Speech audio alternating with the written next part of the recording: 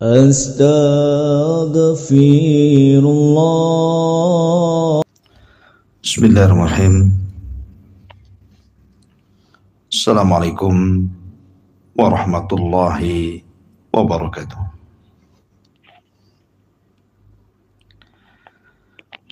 Alhamdulillah wassalatu wassalamu ala Rasulillah wa ala alihi wa sahbihi wa mawala. Wala hawla wala quwata illa billahi wa ba'du.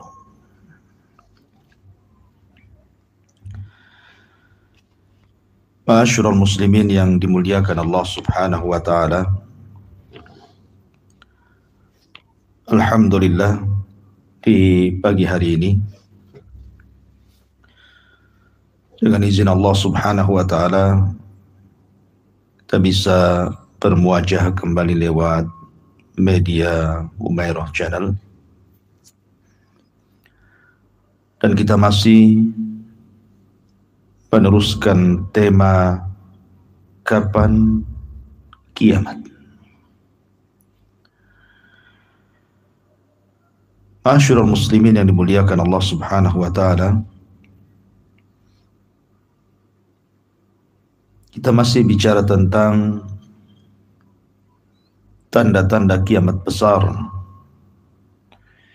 Yang pertama, khurujud dajjal, munculnya dajjal. Ma'asyiral muslimin yang dimuliakan Allah Subhanahu wa taala, Nabi sallallahu alaihi wasallam pernah mengisyaratkan di dalam hadis-hadisnya bahwa Dajjal adalah satu di antara 5 sosok manusia yang dikeluarkan di akhir zaman. Pertama, Al-Mahdil Muntadhar, yang Nabi sallallahu alaihi wasallam bersabda, la tadhhabu dunya hatta yamlikal arab rajulun min ahli baiti. Tidak mungkin dunia ini hilang sampai Arab dikuasai seorang laki-laki dari keturunanku, kata Rasul. Yuwadi ismahu ismi wa isma abihi isma abi, di mana namanya persis dengan namaku dan nama bapaknya persis seperti nama bapakku, Muhammad ibn Abdullah, dan dia akan memimpin manusia dengan keadilan. Kemudian yang kedua, rajulun yud'a al-Qahtani, seorang laki-laki yang dipanggil dengan Al-Qahtani. Berdasarkan hadis Abi Hurairah radhiyallahu an, la taqumus sa'atu hatta yakhruja rajulun min Qahtan yasukun nas bi'asa. Tidak mungkin hari kiamat tegak sampai keluar laki-laki dari Qahtan yang menggiring manusia dengan tongkatnya. Kemudian yang ketiga, rajulun yud'a al-Jahjah, seorang laki-laki yang dipanggil dengan sebutan Jahjah. Berdasarkan hadis Nabi sallallahu alaihi wasallam, la yadhhabul lailu wan nahar hatta yamlika rajulun minal mawali yuqalu lahul Jahjah. Tidak akan hilang siang dan malam sampai datang seorang laki-laki dari keturunan budak yang dimerdekakan, yang menguasai manusia di akhir zaman, yang disebut dengan Jahjah. Sebagian para ulama mengatakan bahwa munculnya seorang Jahjah dan juga Al-Qahtan, karena ada yang menyamakan bahwa Qahtan dengan Jahjah itu satu orang. Tapi ada yang mengatakan tidak, Jahjah sendiri, Qahtan sendiri. Lalu kapan munculnya Al-Qahtani dan juga Jahjah ini? Dan apakah keduanya adalah penguasa yang adil ataukah yang zalim? Wallahu a'lam. Tapi Al-Imam Al-Barzanji dalam kitabnya Al-Isya'ah li Ashratis Sa'ati, bahwa kedua manusia ini muncul setelah Al-Mahdi dan setelah Isa bin Maryam. Setelah Al-Mahdi meninggal, kemudian Isa bin Maryam meninggal dunia, maka muncullah dua penguasa ini. Yang satu dari orang merdeka Al-Qahtani, yang satu dari mantan budak Al-Jahjah. Tapi apa keduanya kemudian raja yang saleh yang meneruskan kekuasaan Al-Mahdi dan Isa bin Maryam, ataukah sebaliknya? Wallahu a'lam. Tapi ada riwayat yang mengatakan ketika datang Dzu Suwaiqataini yang membasukan kemudian menghancurkan Ka'bah sehancur-hancurnya, kemudian mengambil pembendaharaan Ka'bah, maka datang pasukan dari Qahtan yang menghancurkan Dzu Suwaiqataini. Ma'asyiral muslimin yang dimuliakan Allah Subhanahu wa taala. Kemudian manusia yang keempat adalah Dajjal yang kita sedang bahas. Yang Nabi sallallahu alaihi wasallam sabdakan, kalau seandainya Dajjal keluar sementara aku hidup, aku yang akan menghadapinya. Tapi kalau dia keluar dan aku sudah meninggal dunia, maka masing-masing kalian menghadapi Dajjal. Dan yang terakhir tentunya Isa bin Maryam akan turun di akhir zaman. Inilah 5 manusia yang disabdakan Nabi SAW akan muncul di akhir zaman. Tapi sekali lagi, kita sedang membahas siapa Dajjal.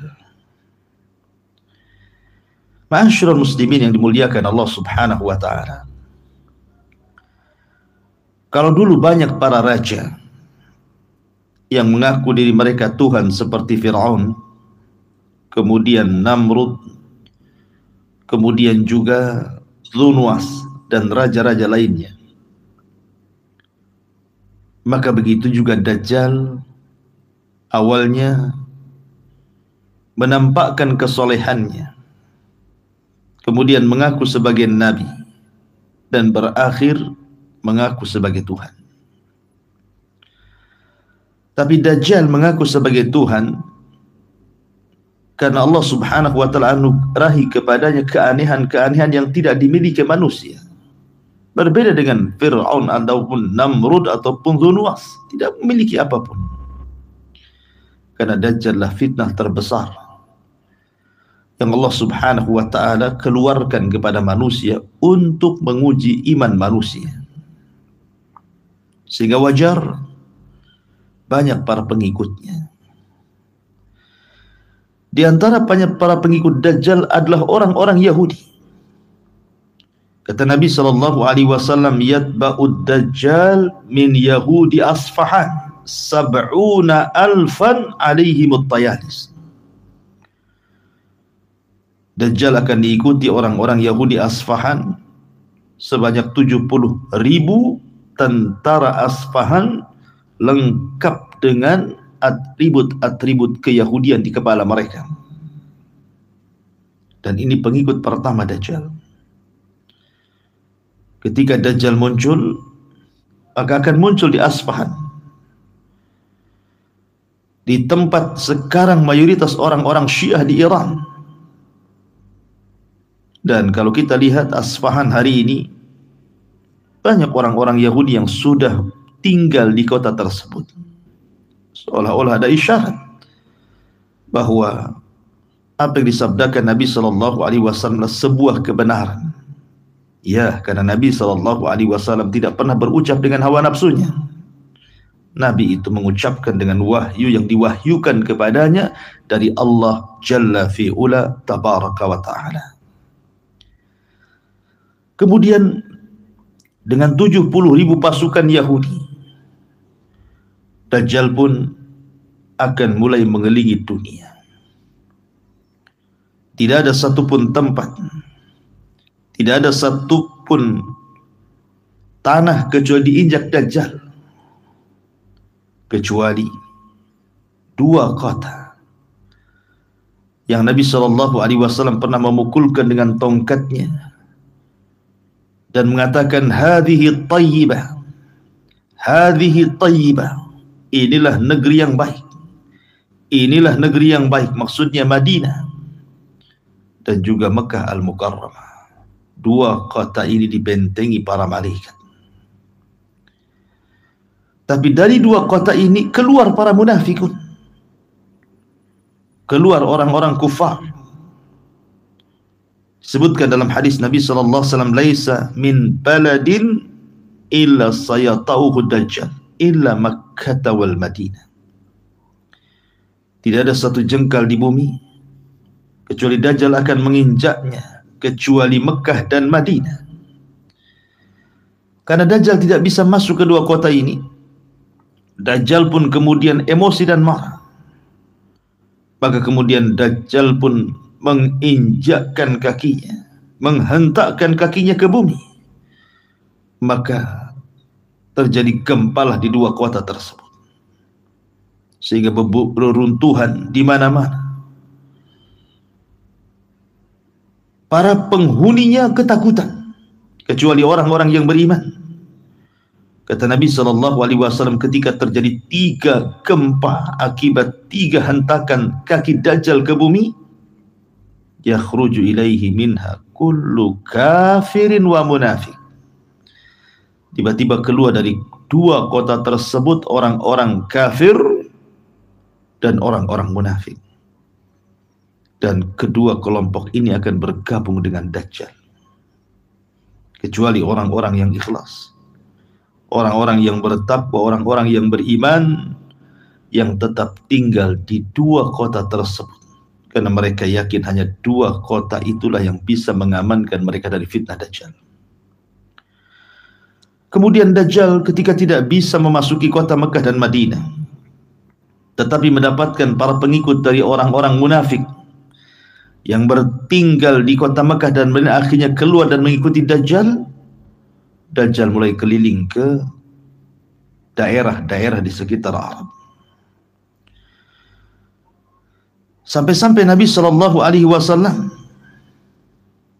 kemudian menjelaskan di antara fitnah kepada orang-orang Arab, orang-orang Badui Arab, orang-orang di luar Mekah dan Madinah. Dajjal akan keliling di antara mereka, kemudian menampakkan kesaktiannya, keanehan dan kehebatannya, bisa menghidupkan orang mati. Kata Nabi SAW,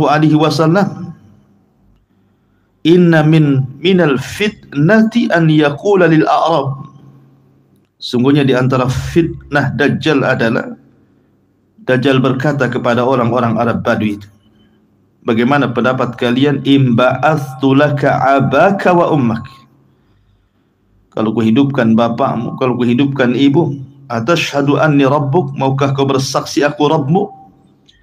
Fayaqulu na'am, maka orang-orang Arab jahil pun mengatakan ya. Fayumathilu lahu syaitan, fayumathalu lahu syaitanu syaitanani fi surati abihi wa ummi, maka akan dibentukkan padanya 2 syaitan pada bentuk ibunya dan juga bapaknya. Kemudian setelah syaitan membentuk ayah dan ibunya, tiba-tiba syaitan mengatakan kepada anaknya, ya bunai, wahai anakku, ikuti orang ini, fa innahu rabbuk, karena dia adalah Rabb.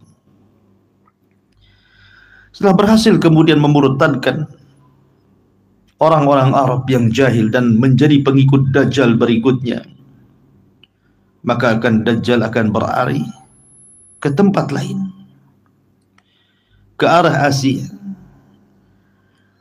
dan akan banyak pengikutnya dari kalangan yang disifatkan Nabi SAW wajah-wajah mereka bulat,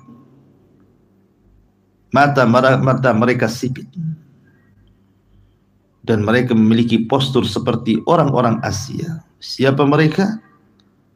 Mereka yang disebutkan dalam hadis Nabi SAW, Inna Dajjal yakhruju min kibalil masyriq min madinatin yuqalu laha Khurasan. Dajjal akan keluar dari arah timur dari Madinah yang disebut dengan Khurasan. Yatba'uhu aqwamun, di mana akan diikuti oleh kaum wujuhuhum al-mijanil mutraqah, wajah mereka seperti perisai-perisai. Maksudnya ada yang mengatakan mereka adalah orang-orang asing non-Arab, ada yang mengatakan mereka orang-orang Turuk, orang Maghul, orang Tatar, dan orang-orang yang semacam mereka. Artinya Dajjal akan dapat dukungan besar dari orang-orang Asia, orang Turk, orang Ajam, orang Tatar, dan tentunya